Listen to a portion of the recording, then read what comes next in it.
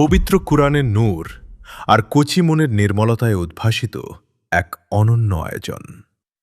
পুরো রমজান মাস জুড়ে যারা সিয়াম সাধনা করেছে, খতম কুরআন সম্পন্ন করেছে এবং ৫ ওয়াক্ত নামাজ ও তারাবিহতে ছিল অবিচল, আজ সেই ক্ষুদে নক্ষত্রদের পুরস্কৃত করার দিন।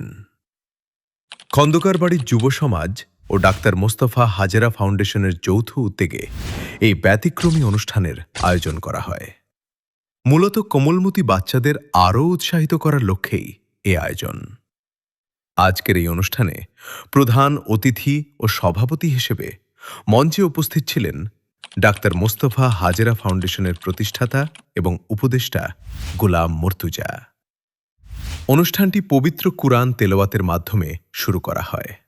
পরবর্তীতে অনুষ্ঠানের প্রধান অতিথি ডাক্তার মোস্তফা হাজেরা ফাউন্ডেশনের প্রতিষ্ঠাতা এবং উপদেষ্টা গোলাম মর্তুজা ওনার অনুপ্রেরণামূলক মূল্যবান বক্তব্য প্রদান করেন।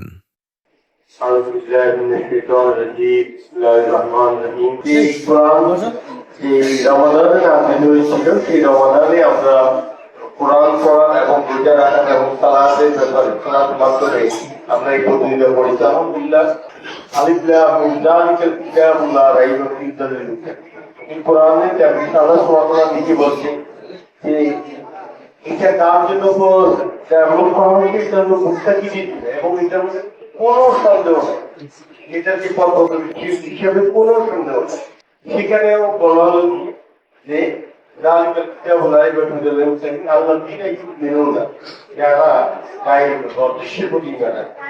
এরপরে হলো আমাদেরকে যে সালাম কায়েম করে,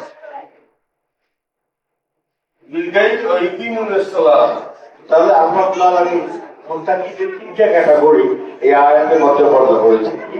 যারা ঈমান আনবে, অদৃশ্যের প্রতি ঈমান আনবে, আর সেকেন্ড হলো যে সালাম কায়েম করবে, এবং থার্ড হলো কি তারা তাদেরকে যে আল্লাহ রাব্বুল আলামিনের পক্ষ থেকে যে রিজিক দেওয়া হয়েছে সে অনুযায়ী তারা খরচ করে।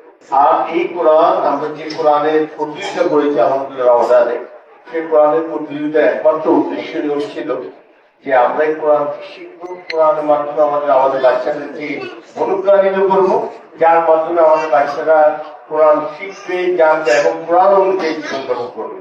তাই আমরা আমাদের একটি গ্রেট অপরচুনিটি আমাদের গ্রামে আমরা মনে করি ইনশাআল্লাহ আগামী আমাদের এটা জারি থাকবে। শুধু যে রমাদানে আমরা কোরআন ছেড়ে দিই না, আর রমাদানের প্রিপারেশন আমরা যাতে সারা বছর কন্টিনিউ করতে পারি, এটা হলো যে আমাদের মধ্যে দোয়া থাকবে, আমাদের ইচ্ছা থাকবে, এটা হলো আমাদের মূল কথা।